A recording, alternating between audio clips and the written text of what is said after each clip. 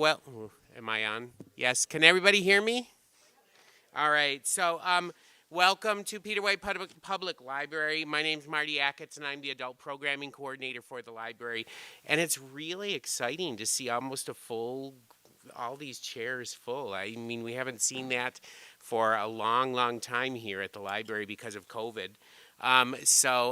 Really exciting to welcome you all here tonight for tonight's presentation on spelunking at Pictured Rocks. I just want to give a plug for a couple groups that really help us do these programs here. One is the Friends of Peter White Public Library. They provide all of the equipment for our live streaming because we are being joined by people on YouTube. So they provide all the funds for that, the Friends of the Library, and they provide funds for so much of what we do here at the library. So we're all so appreciative of that as part of the staff here. And the other one is the Carol Paul Memorial Trust Fund. They also provide a great deal of our funding for our musical events. And we've got lots of musical events coming up this summer for our concerts on the steps. So lots of really exciting stuff coming up. I want to point out a few things. We have this week, at the end of this week, on Friday, we have a matinee of our docu-cinema. We showed this film on Tuesday night. It's a really, really beautiful film about, it's called Hidden Pictures. It's about the stigma of mental illness, and this is a film we're showing for Mental Health Awareness Month. And if you have the opportunity to come and see it, there's a few people that were here on Tuesday night and probably can vouch for the fact that it's just a very powerful and moving document about how serious the stigma of mental illness is. So I encourage you to come this Friday. And then coming up in June, we have quite a few things, but one of the big things that's coming up for authors reading virtually, if you have not, some of you might know the name Karen Dion. She wrote The Marsh King's Daughter, and she is going to be joining us on Zoom, reading from her new book, The Wicked Sister, which was just chosen as a Michigan Notable Book this year. So that's going to be really exciting. But I just want to give a little introduction here for Michael and Todd. I'll give you some information about who they are. Some of you seem to know them already, but I'll give you a little bit about them. So Michael Niger is was a detective sergeant with the Michigan State Police for 26 years. And he founded and runs a Michigan Backcountry Search and Rescue's long-range special operations group, which investigates long-term missing person cases and cold case homicides in the bush between the upper Great Lakes and the Arctic Ocean in Ontario, Canada. He's been a wilderness guide for over 40 years and has paddled, this is really impressive to me, has paddled solo from the upper Great Lakes to the Arctic Ocean. So that's pretty amazing. He writes map-based guidebooks for the national and state parks in Michigan and is the author of the Missing Person Source Book. Let's see, he's currently a certified wilderness guide and outdoor skills instructor for the Michigan Sierra Club, leading backpacking and winter camping trips in the bush between the upper Great Lakes and the Arctic Ocean. Then we have Todd, and I'm going to try your last name. Is it Theoret? All right. He's a mechanic for UP Off-Road and Performance, and he was raised off the grid in Luce County and had to ski 4 miles to the nearest plowed road in the winter, that's pretty amazing. He was raised as a gatherer, and he's familiar with about 100 edible plants in the UP, and he's completed several of Tom Brown's East Coast survival classes, one of which involved building a brush hut and living in it for nearly 2 weeks. So he's also certified by the National Association of Search and Rescue and is a member of Michigan's Backcountry Search and Rescue, as well as the Marquette County Sheriff's Search and Rescue Team. And he's currently also a certified wilderness guide and outdoor skills instructor for the Michigan Sierra Club, leading backpacking and winter camping trips in the bush between the upper Great Lakes and the Arctic Ocean. So please welcome Todd and Michael.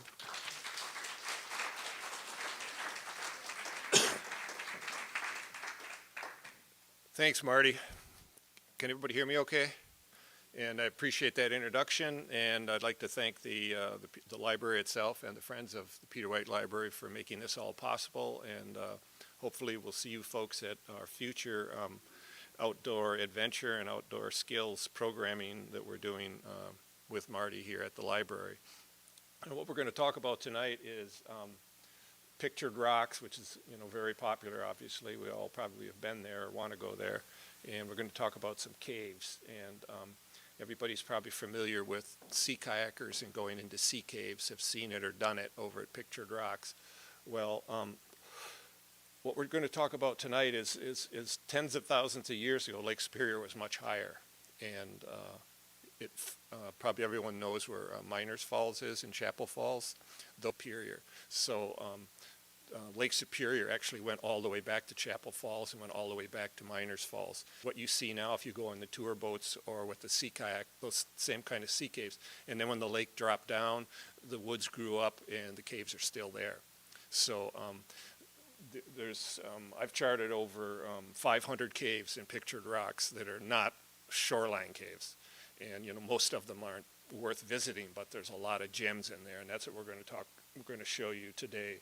Todd and I have been going over there a lot over the years, and we've led Sierra Club trips over there for the last 2 years, and so we've got a lot of photos from those 2 trips. And so that's what we're going to discuss tonight. And I wrote a book on Pictured Rocks on all these caves. That's took several years to do all the field work. And so what we're going to do tonight is talk about the best of the best caves over there. And this is a group we took, Todd and I took last year on our caving trips over there, are 4-day backpacking trips. So we hike and explore and then camp and move on. And this is what we're going to be talking about tonight, our route. A lot of people have been to Chapel Falls, right, in the Chapel Trailhead, the parking lot over there.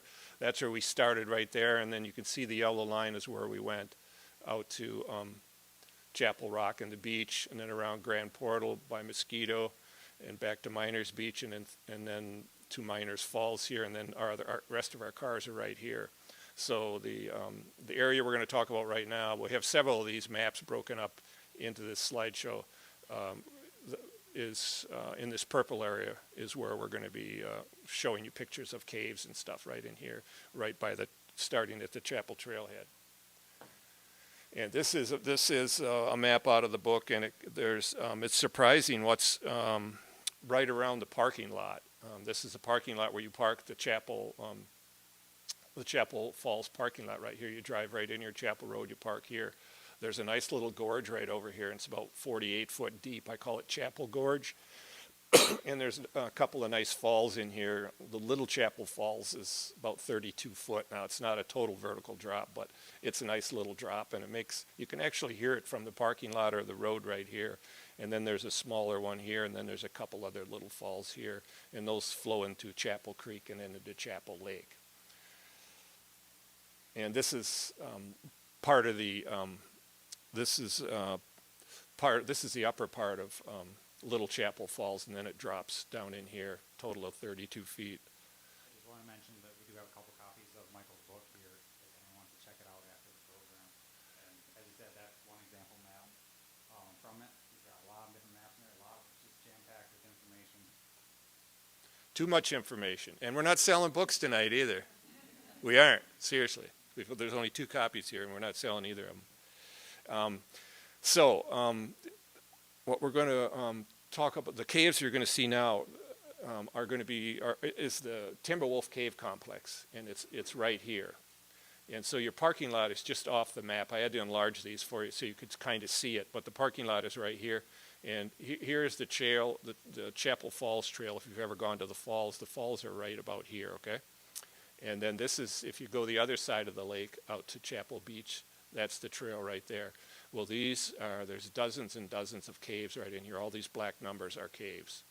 And it's basically a big cliff right here. And how many people have walked the West Chapel Trail here? And there's a place where you can, between 2 birch trees, where you can get a nice look at Chapel Lake. Anybody remember that? Who's been out there? Anyway, when you're standing right here at this overlook between the trees looking out, and you can kind of see Chapel Falls over here, you're standing on top of a cliff. And if you were to rappel down with a rope, you would be at all these caves. So that's where they are. But none of this spelunking that we're doing here requires any ropes or anything. We do use ropes once in a while in the winter on the real steep slopes because we wouldn't want to trip and slide down or something. But so it's not traditional spelunking in terms of having to use ropes and all that kind of stuff. And this is, we're on the trail here, on the West Chapel Trail heading to the, this heads right out to the beach, but we're hiking this a ways before we cut in. And now we've dropped, the trail would be right back here, back of the cliff and up on the plains right up here in the hardwoods. It was really surprising to me when I first found these caves. I would come up, stick my head up, and I could hear the chatter of people walking along the trail, and they had no idea what's hidden over here. And in fact, the last time, I think, Todd, if I recall, when we went through there last July, there were no footprints in the sand, were there? No, so no one had, a few people know about it, but they're hard to find, and you got to be adventurous, but so this is the cliff face right here, and then this slope right here goes all the way down to Chapel Lake. It's not a cliff, but it's very steep, and it's all forested, so all this is hidden. You can see these trees growing up in front of it. And so we're basically walking, this is the Timberwolf Cave Complex, and this is kind of what it looks like here. We got a lot of pictures. We're just going to, we're going to skim through them, but you can see you're walking right along the base of a cliff. And what's really nice is there's almost this little sand trail right here, a game trail of sorts, that just connects at the base of the cliff, and it just goes from one cave to another. Very, very interesting. You got to watch out for old dead trees that are hanging up here and leaning. I cleared a lot out over the years, but they're still there. And so you can see that little foot trail there. It's a little game trail. It's just a little sand. Here's a cave right here, and you can see a lot of leaves drifted in there. And here's a bigger one here, goes back in. They're basically, this is all formed by Lake Superior when, you know, the lake would have, the waves would have been right here, up in this area right here, and the Ojibwa probably would have paddled into some of these with their birch bark canoes. In fact, there's one cave you could live in because it faces southeast, gets no snow in it in the winter, it's not susceptible to storms, and it's beautiful. It's coming up. It's my favorite cave. And here's another one. You can see part of a cave here we're in, nice and big, nice big, like a half dome. And then there's, you know, little smaller caves here and one here. They just continue on and on. So right now we're walking kind of out towards Lake Superior, but the trail is up top, and we're in front of the cliff. And over to our right, over here, is Chapel Lake, is right down in here. Eventually you can see it here. We're not quite even with it yet. There's another kind of an overhang there. And I didn't get time to put any. We've been through here in the winter, but in the winter this is sandstone, and there's all kinds of seeps here. So in the winter you have these big, huge chunks of ice coming out, almost like faucets that come out and right down to the ground. They're really cool. And there's a couple caves in here I put names on because that I put on the slides because they're so much fun. This is down and out. And you can see you go in here, you can go in it, and you go down. And what's happened is you know, over the tens of thousands of years, all the sand coming off the sandstone and debris from up above has piled up in front of the cave. As it falls down, it's almost closed off the cave. And some caves you have to get down on your stomach and climb in, and then you go down 6 feet, and you're back in the cavern itself because it's not filled in.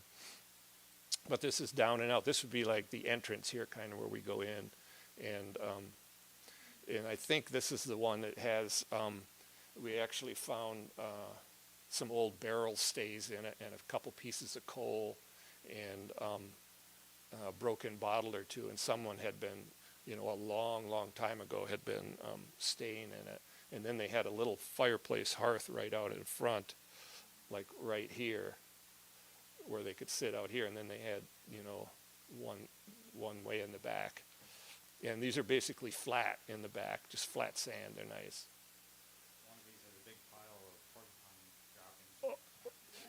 Yeah, a lot of them do. In fact, you know, maybe a foot or 2 foot high, and just several feet long, because it's a different climate in there because it doesn't get wet, and it's really interesting. It's really here's Todd coming out.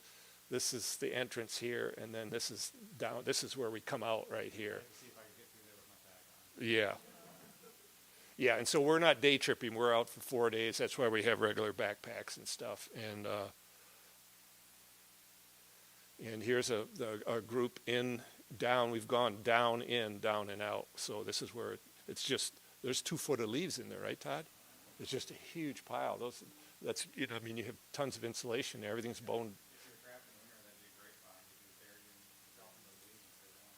Yeah, those have drifted in there over the years. And I guess, you know, it's a little different climate in there, so stuff doesn't decay as readily. So it's quite interesting. So we're still in down and out here. Here's another picture in down and out. We're way back in it. Now, when I say way back, I mean, you know, we're back where we need our headlamps kind of, but we're not, you know, some of these are bigger, but this is just a really neat cave. We're still in down and out here. This is July, so it's hot. And so we've left down and out. We're continuing our way along the escarpment. There's just overhangs all over. Now, this is my favorite cave. One of my favorite ones. This is what I call Raptor, because when I first found it, there was a ledge up top. I mean, it's probably 20 or 30 foot high, and there was a ledge, and there was a raptor nest up there. And it's, you know, not there anymore, but it's because I came into it originally, and I saw all these sticks piled up, almost like someone was going to build a fire, but it didn't make sense. And there was, you know, lots of white bird droppings. And so then I looked up, and sure enough, I found the nest was still up there, and the sticks that, you know, had fallen out and whatnot, but the nest was still there. So this is kind of the entrance to it here, and this is, we have right here just some really old logs that were up above and originally and fell down over the years. And you can see where that's in Raptor there. There's a platter right up here. I mean, you could, you know, they sit, you can put your stove there. You could sit here. Someone had built a fire here. There's a few people that know about it, but it's also a little hazardous because you see these rocks. They came off the ceiling, you know. So you have to be, you know, this stuff all came calved off up here. So there is a little bit of a. During the freezing thaw cycles in the spring and winter, I would guess, but they could thaw at any time. Yeah, and so but some of the caves have no calving. They're just flat sand, and they're just beautiful. And so this is, and there's a picture from out. I'm standing at the lip of the cave, and I'm looking back in it, and you can see it goes back a ways there, and it's a huge, big half dome. Pardon me? No, there's possible that's a flash, but it's in the daytime, and there's just enough light getting in there.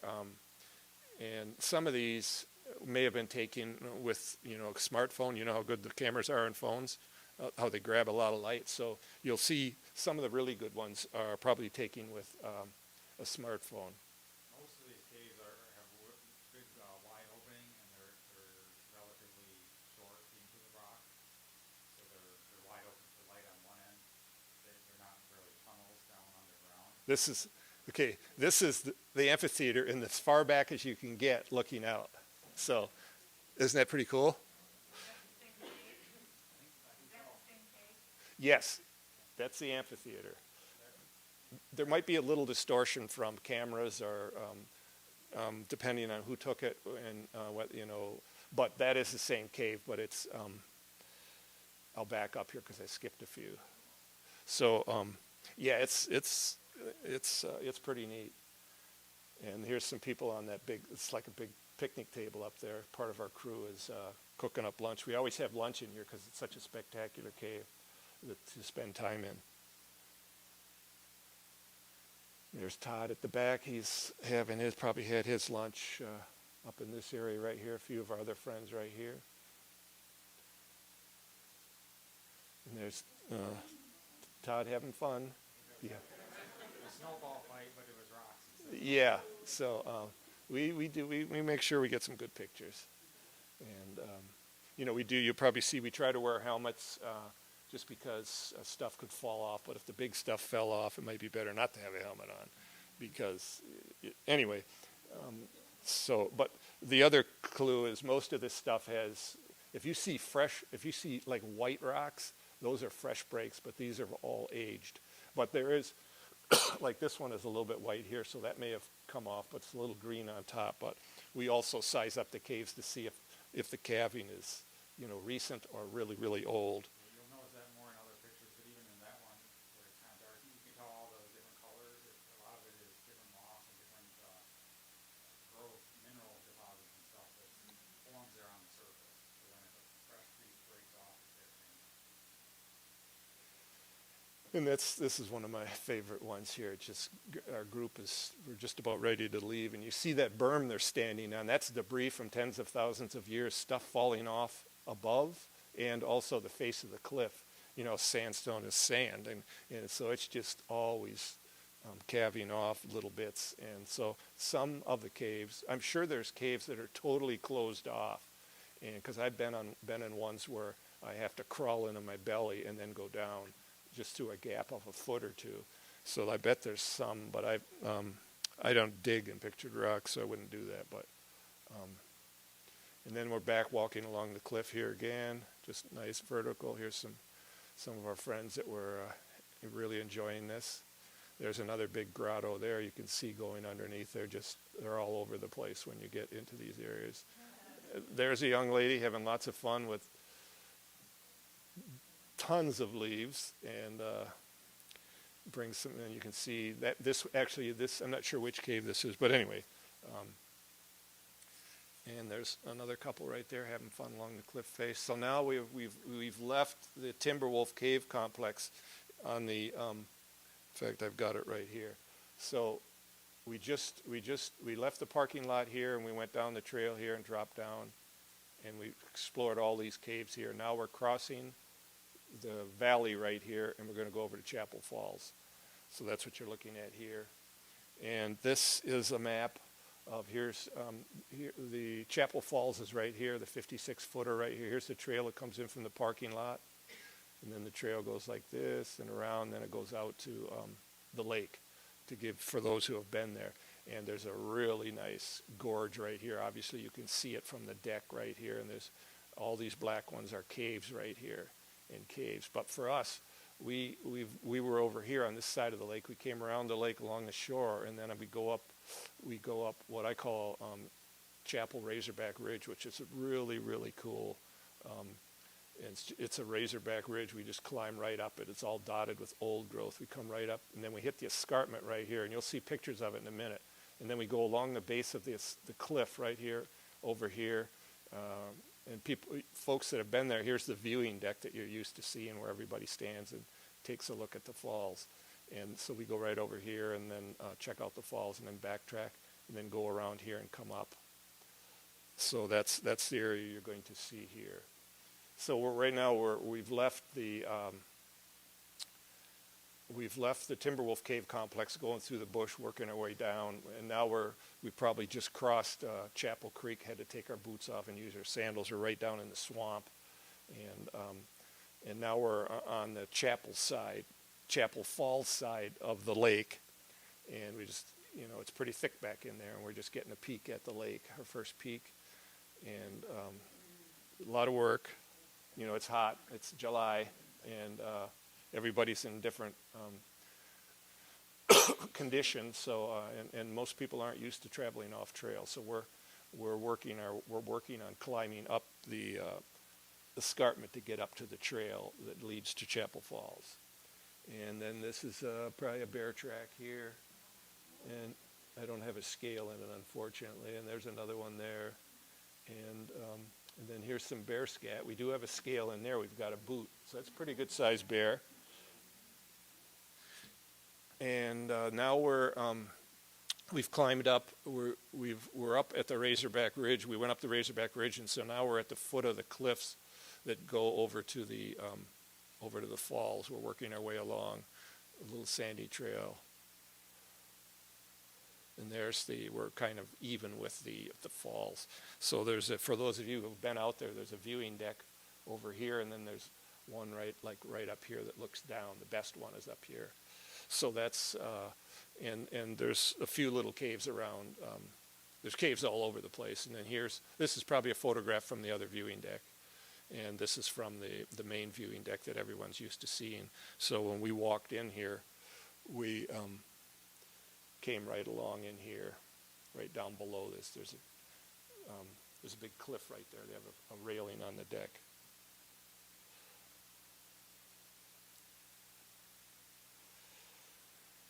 And this is the falls that's right above the falls proper. This is part of Chapel Falls, but right up from it. And we're probably camped here, either taking a break or a night camp just in the bush. And so Todd can explain what he's found here, because this is one of the 100 he knows of that his mother taught him. Go ahead. My mother's dream was always to move to a small cabin in the middle of a square mile, and she got that dream when I was 9.5 years old. So the only thing is I had to learn to read the weeds to keep pets. So. No, I'm kidding. Thanks for raising me that way, Mom. I really appreciate it. She's right over here. That's a cattail shoot. That time of year, I think that was July. That was probably earlier July, maybe late June. The shoots, you just grab them down low and pull them off, and it's like eating celery. It's really good. One of my favorite wild edibles. We're going to show you here. There he's taking a bite, and there's the celery right there. Now that one's actually a thistle plant. Oh, is it? Okay, sorry. Well, that's... I peeled away some of the thorny part up top and eat it the same way. Kind of like that. Okay, so that's actually another plant. Okay, cool. That's one of the reasons we like traveling with Todd. If we run out of food. They're both kind of like eating artichokes, where you got to peel a lot away, and then the tender parts, and just start the tough. Okay, so I've got a question here for you folks. I've been trying to encourage Todd to do an edible plants presentation here one night. How many people would find that interesting? UP edible plants from someone who actually does it and did it with his mom. Okay, see that, Todd? Okay, so we're going to... Marty, where are you at, Marty? Is that... would you buy into that? No, that'd be great. Okay, there we go. Okay. All right, great. And then are these rough grouse, were they? Or woodcock. Okay, some eggs we came across. Smaller than they look, but if you look at some of the leaves there, it's kind of a little bit scale. Yeah, we left those alone. We just, because we're almost always off trail, so we're. Yes, but we wouldn't, in deference to Mother Nature and the park, we shouldn't have even been eating that, whatever it was. Okay, that was just outside the park. And here's a trail that's we've spent the night behind Chapel Falls outside the park. We're pretty legal. We don't camp in the park. Because you can't get permits for that time of year, and our group is too big, and it doesn't fit our itinerary. So, fortunately, Pictured Rocks is a narrow ribbon federal land, so we go out and sleep on logging land or state of Michigan land right outside a few hundred meters outside the boundary. So it allows us to, and all of our trips are free, so it just works well. But people have to be willing to hike off trail and camp off trail. But so we're back on the trail. We've left the falls. We spent the night back there, and we're heading out to Chapel Rock, Chapel Beach, Lake Superior. And this is probably, I think this is the creek that feeds Chapel Falls. I'm not sure. Do you recognize that, Todd, or not? I don't. Yeah. And this is what it's like out in the bush. She's real happy. We just got to see if she comes back for a second trip is the question. And most of our friends here come from, the population centers in the Midwest, including southeast Michigan. That was Oh, okay, all right, good. Thank you. And this, I see a flashlight there, so we must be working our way in for an evening camp, correct? Yeah, so we're heading out of the park. Yeah, Looking for cameras. yeah. And this is just what it looks like when the foliage is out and you're off trail, so it can be a piece of work. And so we don't cover a lot of ground. Now we're down where a lot of people are familiar with Chapel Rock and Chapel Beach. And this is the area that's highlighted right here. A lot of people, if you've been to Pictured Rocks in this group, you've probably done this. This is a classic loop right here. It's Mosquito and back to the trailhead. So Usually if you see pictures in magazines or whatever online of pictured rocks, it's either going to be Miners Castle or Chapel Rock. You'll recognize it when you see the picture. oh yeah. So here's the map for it. You're hiking down in here, and this is I think Chapel Rock is right in here, and then here's the little falls that's right on the footbridge of the trail. You go along the beach right here, and this cave right here, what I call Little Chapel Rock, you're going to see a picture of, and this is an old stream course here, and it's told one time when Lake Superior was back here, it cut what I call Little Chapel Rock, which is pretty cool. And then this is the cove, Chapel Cove, and this is where, if you've been on the tour boat goes in a cove right here, and we've got pictures of it, and the trail goes along it, and you can look down. You're actually looking down on the top of the boat and the people when they go in there, and it's pretty cool. So that's kind of what we're talking about now. So we're working our way towards the lake. This is a picture of Spray Falls. It's not on our route. It's just up. It's just east of Chapel. This is Chapel Beach right here, but it's a nice picture. It's hard to view from the shore. So this is I threw it in here. The sea kayakers love to go under this, and so that's Spray Falls. And here is Chapel Rock, and you can see it's loaded with caves and stuff. And probably everybody knows, see these roots right here, they connect it to land. At one time it was a huge arch, long before our time. And, the roots still remain. And they have problems with people going out there, kids going out on the roots. And that tree is still alive because, it's only going to last so long. So, and this is the little footbridge over Chapel Creek that's right on the North Country Trail. And this is the big cascade, right, looking down from the bridge. It dumps right down into the lake. It's usually the rocks in the summer. It's shallow, just water running over it. The rocks usually heated up by the sun, so a lot of people like to sit there in their swimsuit and stuff. And this is the same looking back. You can see Chapel Rock right here with the tree up here and all the caverns and stuff. And here's the falls. The trail is right around the corner there. And this is Like you said, it's really fun. Right there, that's where you sit, all that black rock along that water. You sit right there where the rapids are, or just above it. And you just lay back, and the water just washes over you. Yeah, it's all sandstone. And this is water coming from Chapel Falls and Chapel Lake.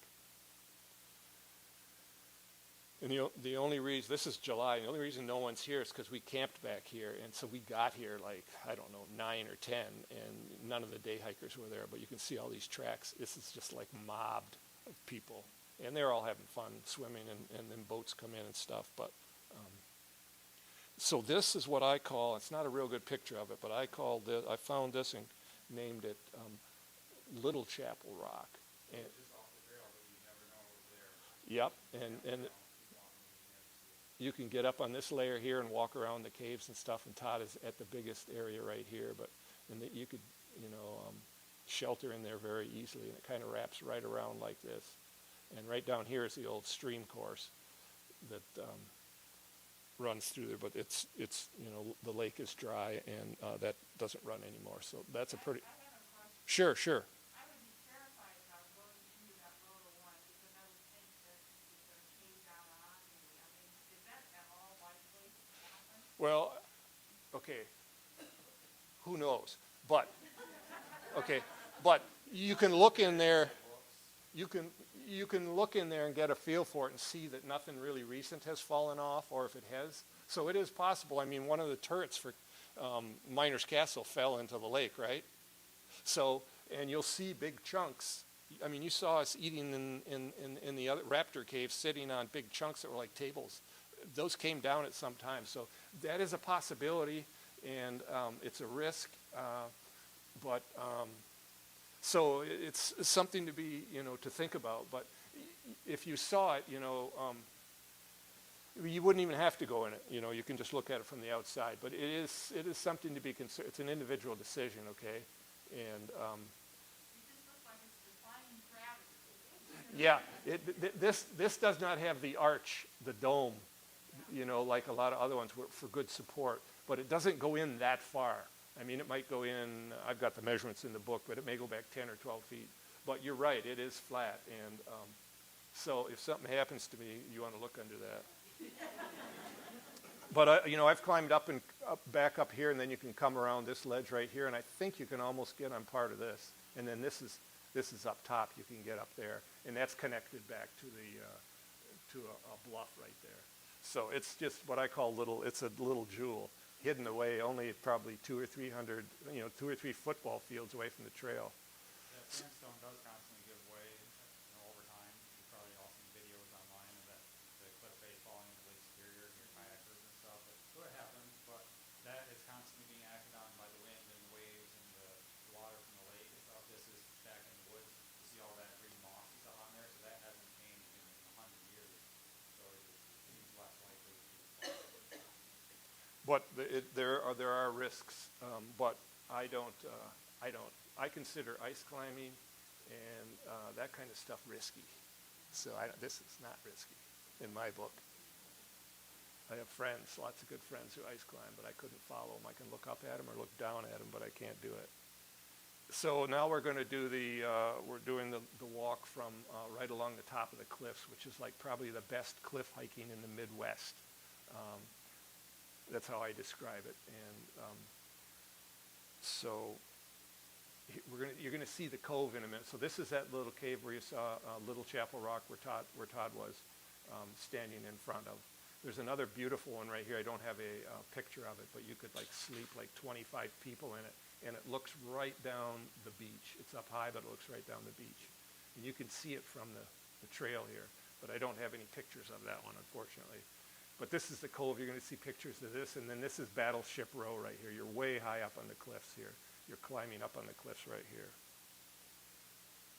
And this is a picture of the cove. One of our hikers who've obviously taken our packs off here because this is a place to spend some time. And the trail used to, the original trail came up like this and then went all traced the edge of this thing. Obviously it was very dangerous, so they moved the trail way back in. And unfortunately, a lot of people don't even know it's there anymore. But I know why they did it, because it's risky, it's eroding and can calve off. And we've, in warm summers, one of the first trips years ago we did, we actually swam around from Mosquito Beach into this cove just for fun. It must have been really hot out, and the lake must have been fairly decent. But this is, raise your hands, how many people have seen this cove or have been in it in a tour boat or seen tour boats in it from the trail? Yeah, it's pretty cool. And it's pretty amazing, because you're looking down on a triple-decker boat, and you'll see this. Look at this is the cove right here. I'm glad I left that in, and that's that. I think that's that new boat. I'm not sure, that big dry hull or whatever you call it. And this is the crew taking a break along the edge here, having a good time, nice and warm. Bugs aren't too bad. And we're hiking from Chapel Beach now over to Mosquito Beach, and this is just some of the views here. And here's some of the whoops, let me show you. This is some of the riskier stuff. You can see all of this right here is all calved off, and this might be sometimes, and you probably read about it, a whole section of the coastal trail falls into the lake. In the past, you might have seen it in the newspaper. And it happened along this section. It might well be this section right here. See how short these trees are right here? So, there's risk even following the trail. And these are just some of the overlooks here. This is this cove here. Remember, we've seen fish down here against the bottom because you've got such a nice view when the sun is just right. Just beautiful, beautiful spots. And continuing to go along the coast here. And then you're seeing Grand Portal right here.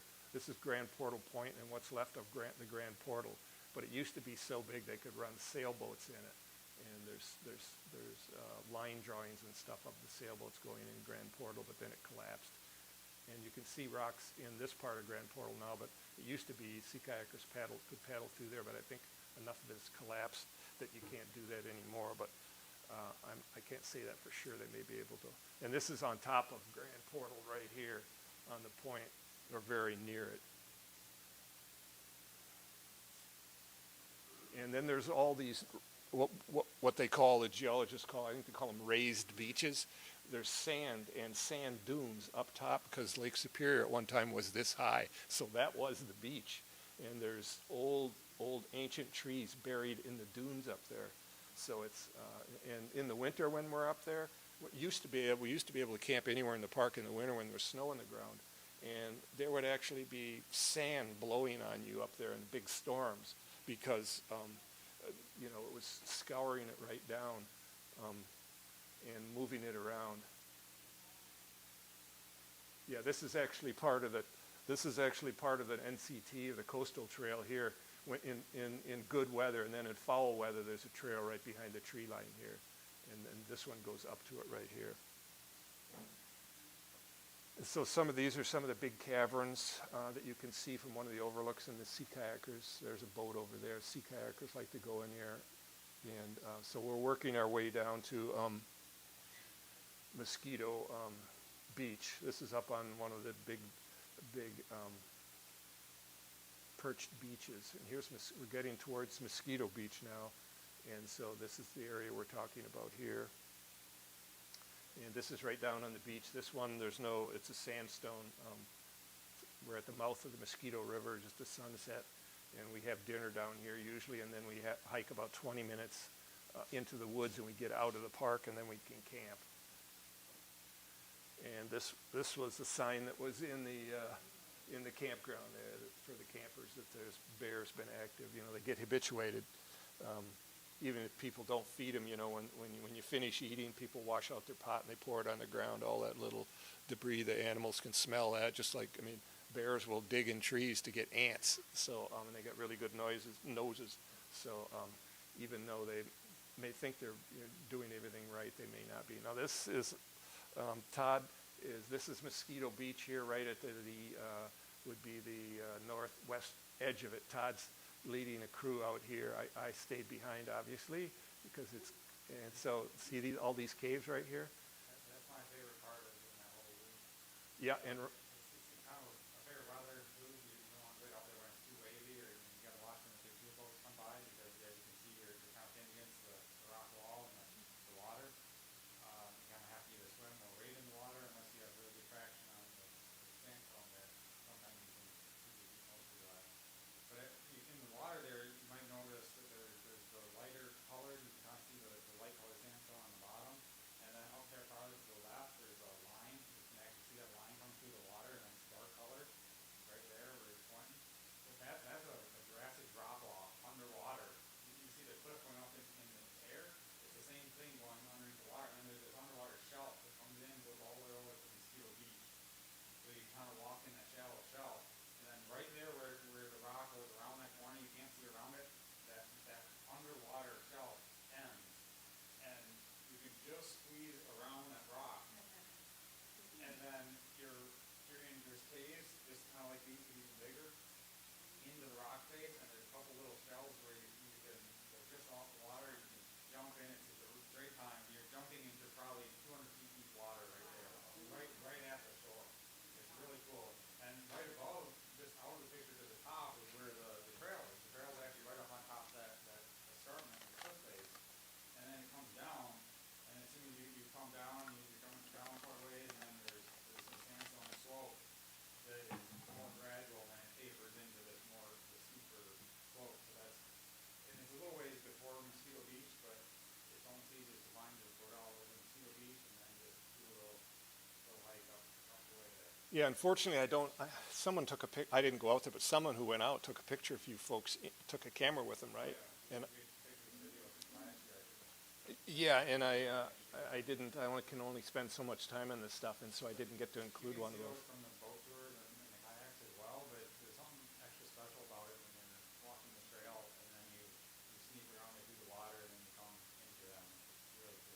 I think they call that the Bloody Chiefs or something from the. Yeah, there you go. Okay, good, good. That's why we got Todd here to remember this stuff. I can't get it right. But yeah, it's real popular. It's very colored rock, and some of them have pillars, right? And the caves connect behind the pillars. You go into one cave and there's little windows into the next one and behind, and then there's little like portals looking out into the water. So this is near where we camped. We left the park, about 20-minute walk, and this is some you know, years and years ago, someone when probably deer hunters had a camp back there. So Todd found this wood stove back there. And we're almost to Miners Beach, and we're looking back towards Mosquito. And this is the reason we come up here. This is a really cool spot. Is it Bridal Veil Falls? Is that the name? It might be dry, but it's the one that runs right down the rock face all the way down. Sometimes in the spring, it's really pretty from the tour boats. So we're right here at the lip of the falls, right at the lip. And so it's a nice little opening here, so we always have lunch here. It's just nice, smooth, flat, and it's right at the lip of the falls. And the lip of the falls is like a notch in the cliff, right? Maybe 4 foot wide, and it's eroded down about 4 or 5 feet. It's pretty cool. And so now we're coming down to Miners Beach, and the area right here. And this is just a detail map. Here's the North Country Trail coming from Mosquito here. You come along here, and then you drop down. Here's Potato Patch Campgrounds right here. And here's the North Country Trail down along Miners Beach, and the parking lot where you could park is right down in here. And sure. Before we get too far past it, I want to mention that if you just have a little bit of time and you want to hike the part of the trail with like the most cliffs and pretty rocks and stuff, you can do that loop, that Chapel Mosquito loop all the way around. But as you saw from the picture before this, if you continue from Mosquito Beach all the way down to Miners, that's like the remaining part of the highest rock, the real pictured part of pictured rocks. So I would encourage people to do the loop or part of the loop, kind of like we did on the yellow outline there, and just position a car or get a ride so you can do the whole thing. And then you're seeing like the best part of the park. So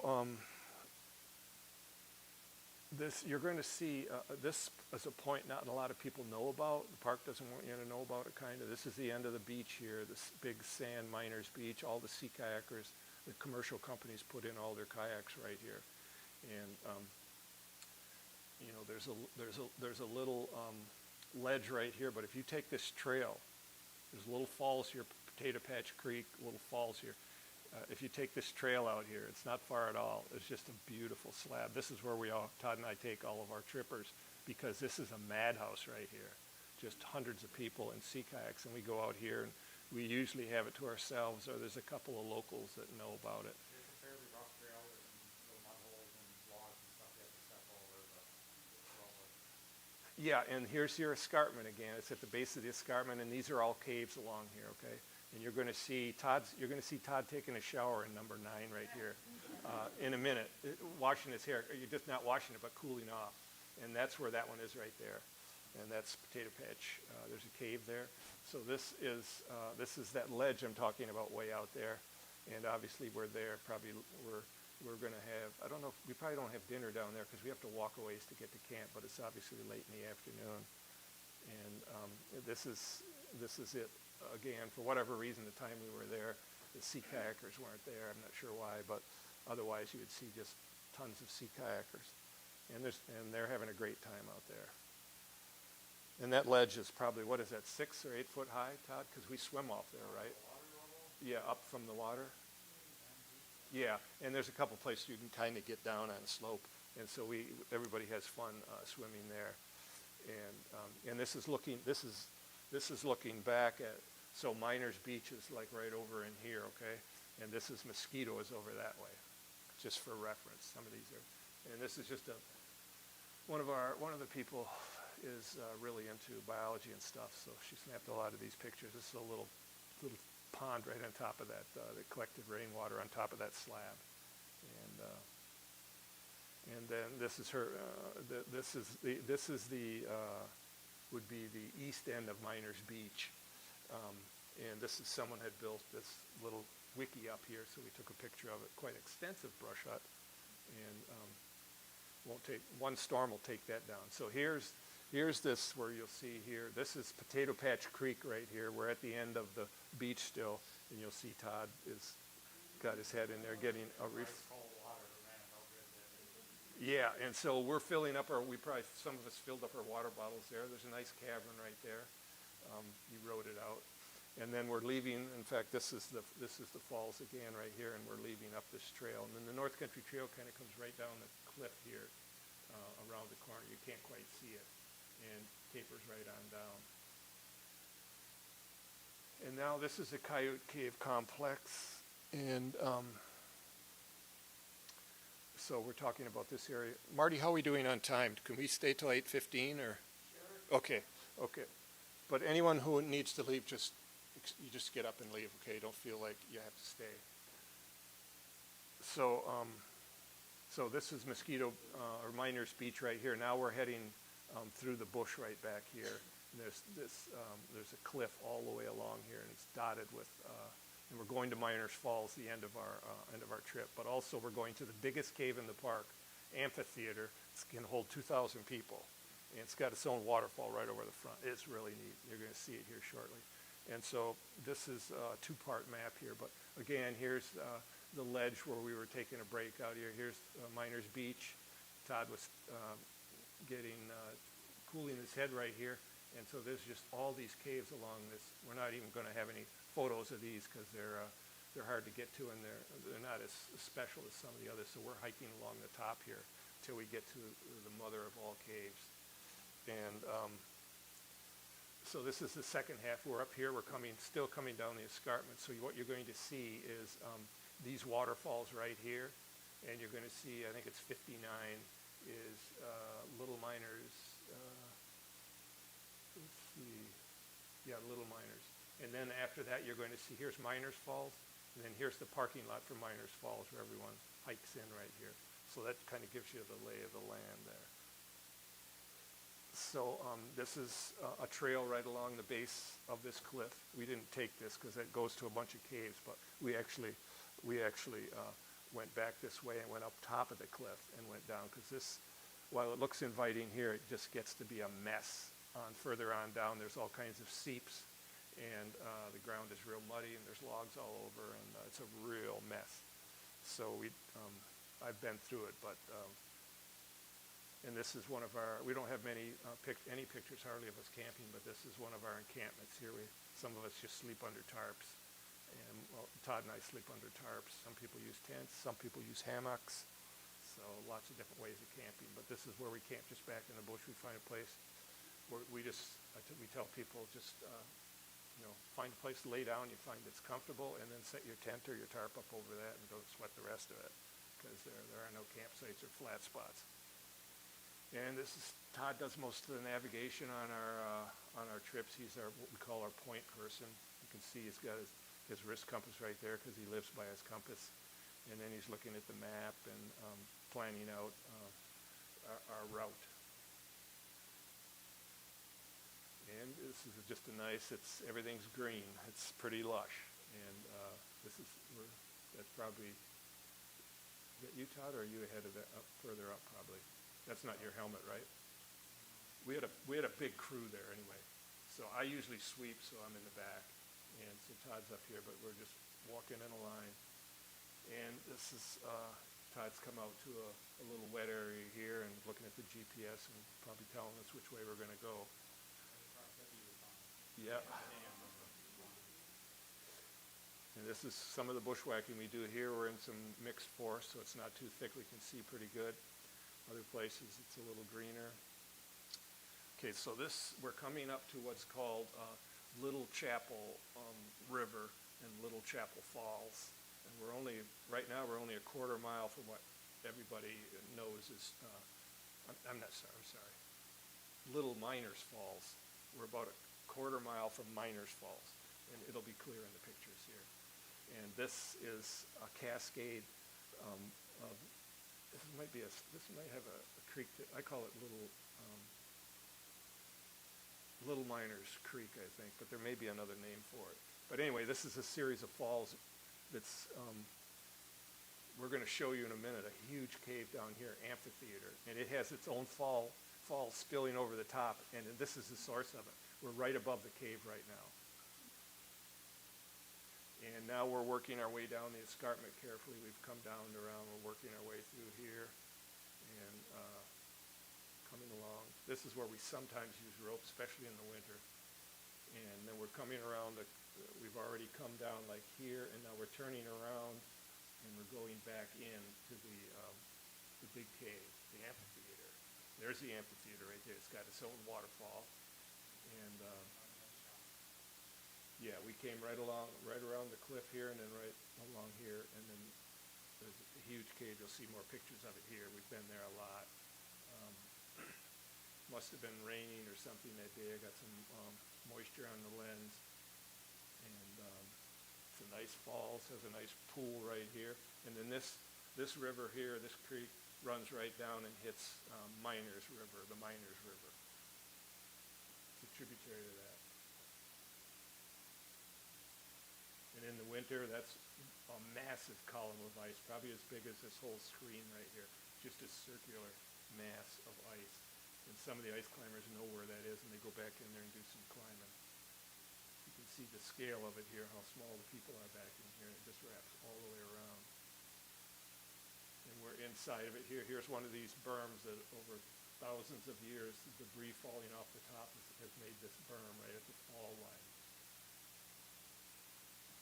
And that's why a lot of these caves are very hard to see from down below, because there's trees in front of you, and then there's usually this big berm. So you really have to get up there and check things out. And you can see there's all kinds of stuff growing in here. And it's another shot of the falls and the little pool down below. And this is where we came in. We were up top of this cliff. That's where the other falls are up top. And then we went around and came in this way, and then we go out this way like that. One thing that I think is really cool about that is that pile of sand that's just beyond the water, falling water there, just beyond the pool, is actually, there's big sections that are like recrystallized, unlike all the minerals are forming in that sand, and it's this strange drip pattern, and these almost like upside down icicles and all these real cool formations, and it's recrystallizing that sandstone into rock. I'm not sure if it's calcium or what it is. It's kind of a clear mass chunks of sand, but I assume it's taken hundreds of years to form. This is the same cave here, just different angles. And this is the same cave taken with a smartphone. And Jennifer took it, one of the people that goes on our trips. Probably a wide angle view. Yeah, but isn't it remarkable? This is the back of the cave, and these are seeps here. They come right out of the rock, and they're running down, draining here. But just this is Todd here, and isn't it remarkable? And no flash. This is just the smartphone. You know how good those cameras are grabbing light. Just phenomenal, and I was really impressed with this shot. It's actually, there's some, like Todd said, it might be wide angle, so it's actually a lot wider than that. And this is a person this might be me right here, because I didn't take this picture. So just to give you an idea how, this is 49 or 50 foot drop right there. Nice big dome. And then another shot of it, we're leaving, and now we're going to Miners Falls, so we're working our way through the swamp, and we got to ford the river here a little bit. It's July, so it's not very deep. There's a tick. We always have, our friends are always out there, and this is another little rivulet of Miners right here. It's either a seep or there's a channel flowing around, but it's flowing this way. And it's a cool little flowage there. And this, when we see this, we know we're very close. Right around the corner here is where the falls is, and we really get pinched here. I don't think I have a shot of it, but you almost have to go right in the river here because there's a cave right here, and you can see the scree slope here, it's caving down. And so here we're at Miners Falls, and right here, and then our end of our trip is right here where the parking lot is. So this is a very popular area. A lot of you have probably been there, heard of it. So we'll get right to it here. You've already seen this map, so we're right here. This is where the amphitheater was, and that big falls where I showed you a whole bunch of pictures, and we went through this swamp right here and worked our way right to here down below the cliff. This is the viewing platform right here above where all the tourists go. There's a couple viewing platforms here, and the stairs and the trail, but we're right down at the river proper. So here it is down at base level right here. Here's Miners Falls. There's several shots of it, and different times of the year we were there. And so the Miners Cave is right back here, and you're going to see some pictures of us going back in there. And we're starting to approach it right here.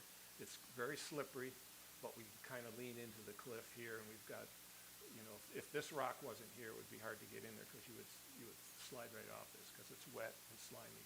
Notice the kettle holes there too? Sure, yeah, good point. Oh, yeah. Yeah, the kettle holes here, when the river was much higher, maybe thousands or tens of thousands of years ago, the swirling water and The falling water was, sure. hit the rock up to the top of the falls, it's constant eroding too. So the falling water may have been directly above that at one time. Yep. And it gets a rock in a depression, that rock just tumbles over and over and over, and that falling water, and they'll actually drill these big kettles. I've seen some up in Canada on the North Shore on remote rivers. In fact, you were One, the Black River, right? Oh, they were huge. that was Or the Muckwaw River. Muckwaw River, Bear They were River. like 4 or 5 feet in diameter, deeper than we could put a stick down. And the funny thing is, they were on the top of this old waterfall. Like, the water had like rerouted, or it was August Lycon years. But there wasn't really a whole lot of more elevation going up higher than that. But it was actually, we had just went around and climbed probably like 60, 80 feet Yeah. of elevation, where there's like a dry waterfall. We were miles back in Lake Superior, you could see Lake Superior. And up on the top of this, in this old riverbed, are these 2 or 3 great big kettles, just from thousands of years ago, when there was additional rock there, water coming Yeah, down. they were brimmed right up with water too. That was pretty cool thing to see. So we're working our way inside. We've got some now. We're getting wet here, spray, but it's and this is one of our people right here. A woman is right here working their way. That's her arm, but it feels good because it's July and it's hot, And then here's the cave. Now you can see it kind of going back in there, and here's the falls and all the water. And so now I'm inside the cave, looking out, and as we were down here before, looking at the falls, and we worked skinnied our way right up here, and you can see it's all wet in here, both from spray and whatnot.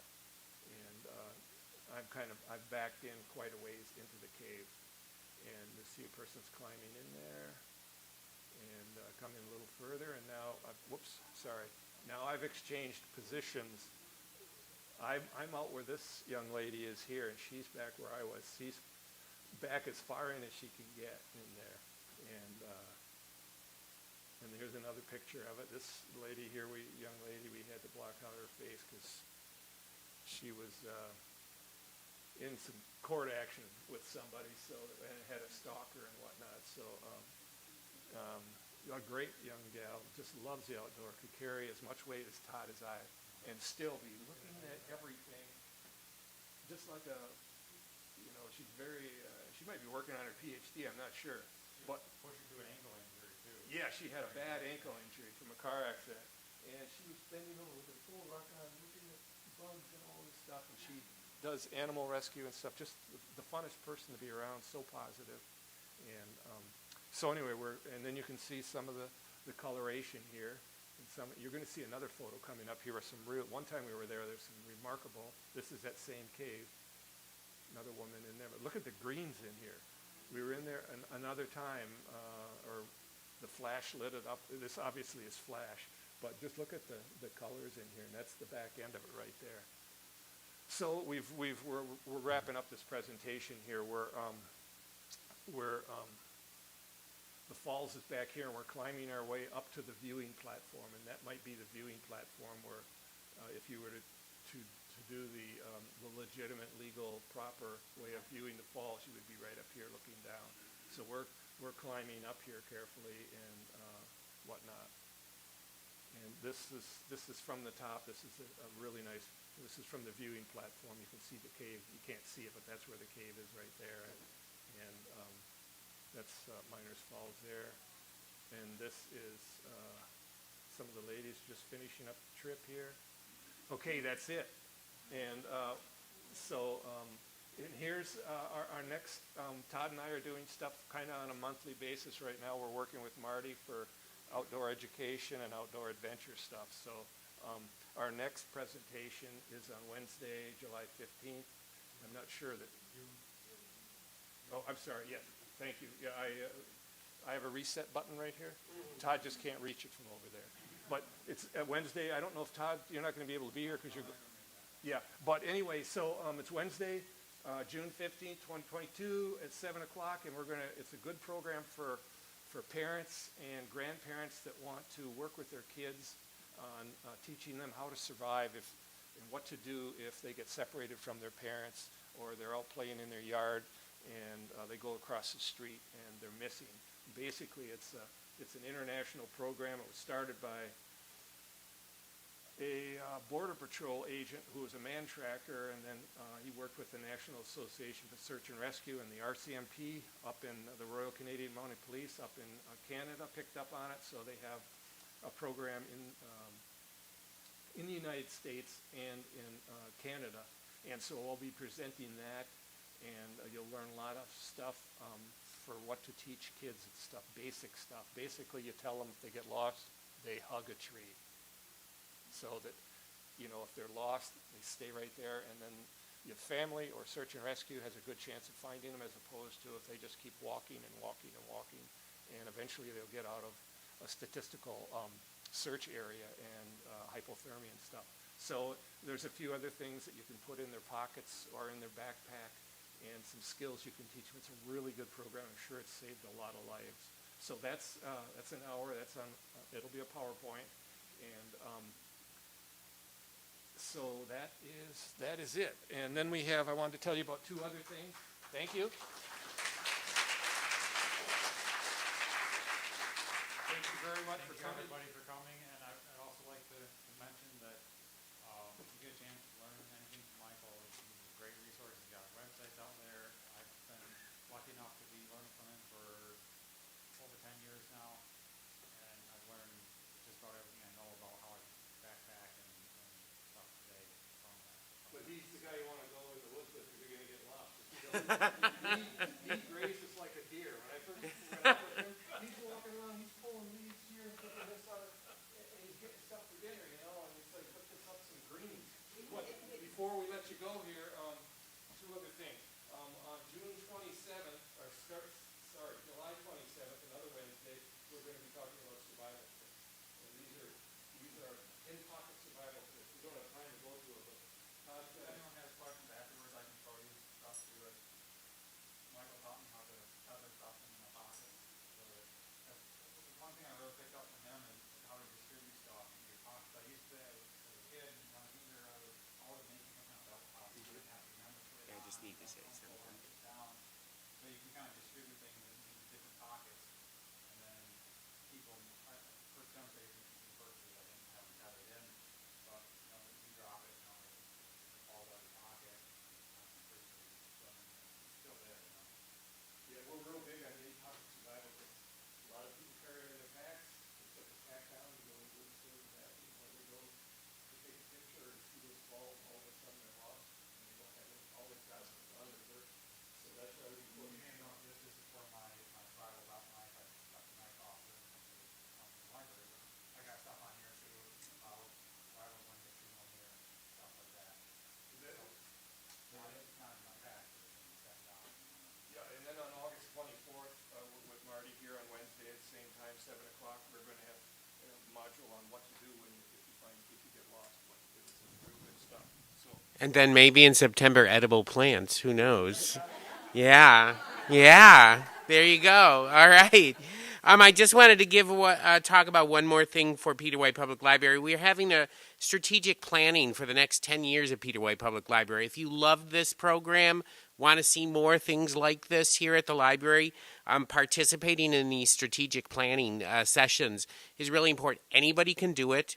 You can go online and register for them, or you can call the library and get registered. We're having our first one is going to be on June 13th, and there's all kinds of times you can be there for that.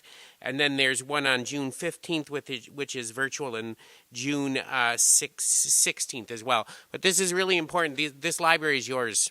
You know, this is yours, and you need to tell us what we need to do and what you want to see us doing here at the library. So please, I have these little things where you can do the QR code if you're that technical. I don't do stuff like that. I call and get stuff done. But yeah, if you want to use this to register for the strategic planning, or just give the library a call.